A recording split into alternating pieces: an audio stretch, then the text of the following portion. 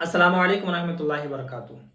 बहुत अफसोस की बात है कि हमारे देश में 125 करोड़ मुसलमान होने के बावजूद जो लॉ कमीशन को मेल करना था वो सिर्फ और सिर्फ 17,16,203 ही किया गया है। अब जरा सोचिए कि अगर देश में यूनिफॉर्म सिविल कोड लागू हो जाता है तो फिर हम लोगों का क्या हाल होगा, हम मुसलमानों का क्या हाल होगा। बहुत सारे लोगों को तो ये पता नहीं है कि यूनिफॉर्म सिविल कोड क्या है। इसको अगर शॉर्ट में आपने जानना है तो यूसीसी कहते हैं, आपने सुना होगा। और स्क्रीन पर जो आपको बार कोड दिख रहा है, आप किसी भी ग्रुप के जरिए या फिर आपके भाई या आपके दोस्त या आपके फैमिली मेंबर में किसी के भी जरिए आपने इसको जरूर देखा होगा। इसी के जरिए से ईमेल करना है। इससे यह होगा कि आप इससे सहमत नहीं है, यानी कि आप एक मुसलमान हैं और आप चाहते हैं कि ये हम लोगों के ऊपर कानून नाफिज ना हो। सबसे पहले तो आप ये जान लीजिए कि यूनिफॉर्म सिविल कोड क्या है। बहुत सारे मुसलमानों को इसके बारे में पता नहीं है, इसलिए मैंने सोचा कि इस पर एक पर्सनली वीडियो बनाई जाए। हालांकि मैं बहुत दिनों से चैनल पर वीडियो अपलोड नहीं कर रहा हूं। आप अगर हमारे सब्सक्राइबर हैं तो आप इस बात को जरूर जानते होंगे, और अगर नहीं है तो आप मेरे चैनल पर देख सकते हैं कि तकरीबन 1 महीने के बाद, शायद 1 महीने से ज्यादा भी हो गया होगा, उसके बाद मैं इस वीडियो को अपलोड कर रहा हूं, क्योंकि मुझे लग रहा है कि ये वीडियो बहुत जरूरी है हर एक मुसलमान के लिए। इस वीडियो को आप इग्नोर मत कीजिए। सबसे पहले में आप ये समझिए कि यूनिफॉर्म सिविल कोड क्या है और आप ईमेल कैसे करेंगे, अपनी राय कैसे पेश करेंगे।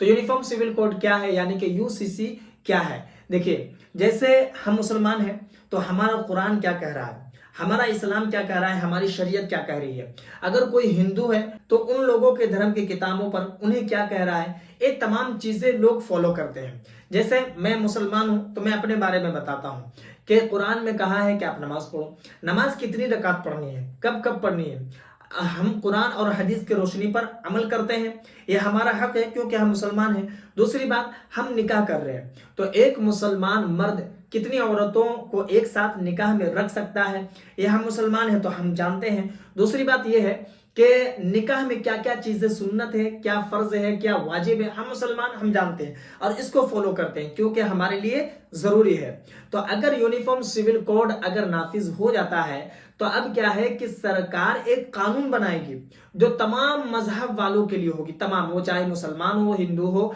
चाहे सिख हो, ईसाई हो, कोई भी धर्म से ताल्लुक रखता हो, और उसी कानून पर आपको चलना होगा। अगर आप चाहेंगे कि विरासत का मामला, जो विरासत किस तरीके से तकसीम की जाती है, तो आप शरीयत के मुताबिक नहीं कर सकते हैं। कानून जिस तरीके से कहेगा आपको उसी तरीके से करना है। जैसे तलाक का मसला है तो फिर आप 3 तलाक जो एक एक करके देते हैं या फिर एक साथ देते हैं, ये भी आप नहीं कर सकते हैं। ये आपको कानून के हिसाब से करना पड़ेगा जिस तरीके से सरकार करेगी। दूसरी बात यह है कि जैसे हम निकाह करते हैं, हमारे निकाह में 2 गवाह का होना जरूरी है जो दोनों आकिल और बालिग हो और मर्द हो। इसके अलावा काजी का होना जरूरी है। इसके अलावा जो महफिल में लोग होते हैं, तमाम लोग मौजूद होते हैं, इन लोगों की मौजूदगी में निकाह होता है। और जिस तरीके से हम लोग निकाह करता है, हर एक मुसलमान इस बात को जानता है। तो अगर यूनिफॉर्म सिविल कोड हम पर नाफिज हो जाती है तो फिर इसमें क्या होगा कि हम इस तरीके से निकाह नहीं कर सकते हैं। अब हम लोगों को निकाह करने के लिए भी कोर्ट में जाना पड़ेगा और कोर्ट ही ये फैसला करेगी कि आपका इसके साथ निकाह होगा या नहीं होगा। दूसरी बात यह है कि अगर हमने निकाह किसी से कर भी लिया तो फिर तलाक, जैसे हम तलाक देते हैं ना कि हमने तुम्हें तलाक दे दिया, तो ये तलाक देने से नहीं होगा, यानी कि शरीयत पर हम अमल नहीं कर सकते हैं। फिर हमें तलाक देने के लिए क्या करना पड़ेगा, हमें कोर्ट जाना पड़ेगा। तो वहां पर जज के सामने में, यानी कि कोर्ट में हम तलाक देंगे, फिर जाके तलाक होगा।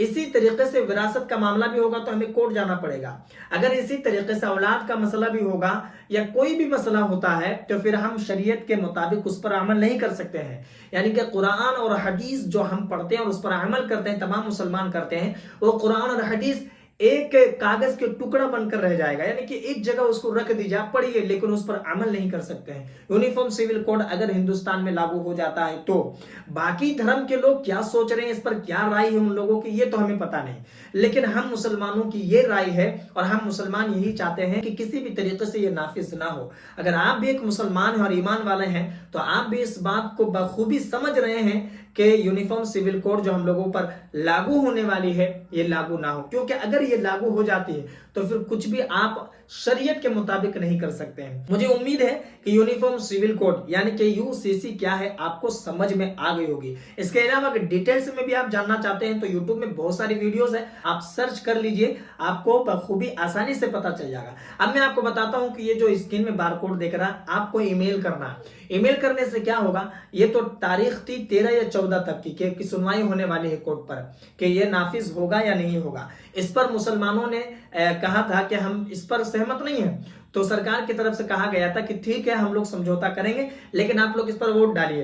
एक ईमेल जारी किया गया था लॉ कमीशन की तरफ से कि इस पर आप अपना एड्रेस, अपना नाम ईमेल कीजिए और इस पर ईमेल करते ही ये पता चल जाएगा कि आप इस फैसले से सहमत नहीं है। और अगर 25 करोड़ मुसलमान में अगर ज्यादा की तादाद में मुसलमान ईमेल करते हैं तो फिर उन लोगों की बात रखी जाएगी और फिर यूसीसी जो लागू होने वाला है हिंदुस्तान में मुसलमानों के ऊपर नहीं होगा। यानी कि मुसलमान जिस तरीके से अपने हदीस और कुरान पर अमल करते हैं, शरीयत पर अमल करते हैं, इस्लाम के तौर तरीके पर चलते हैं, उसी तरीके से चलेंगे। लेकिन बहुत अफसोस की बात है कि 25 करोड़ मुसलमान होने के बावजूद सिर्फ और सिर्फ 17,16,203 ही ईमेल गए हैं। अभी हो सकता है कि कुछ ज्यादा हो गए हों, लेकिन मेरे पास जो इंफॉर्मेशन आई, जो जानकारी आई, वो मैं आपको इस वीडियो में बता रहा हूं। बहरहाल एक लिंक मैं कमेंट पर दे रहा हूं, उस पर क्लिक करेंगे, गूगल पर जाएंगे, वहां पर नाम, एड्रेस और फोन नंबर वगैरह जो आपको भरने कहा जाएगा, लिखने कहा जाएगा, आप उसको लिखेंगे।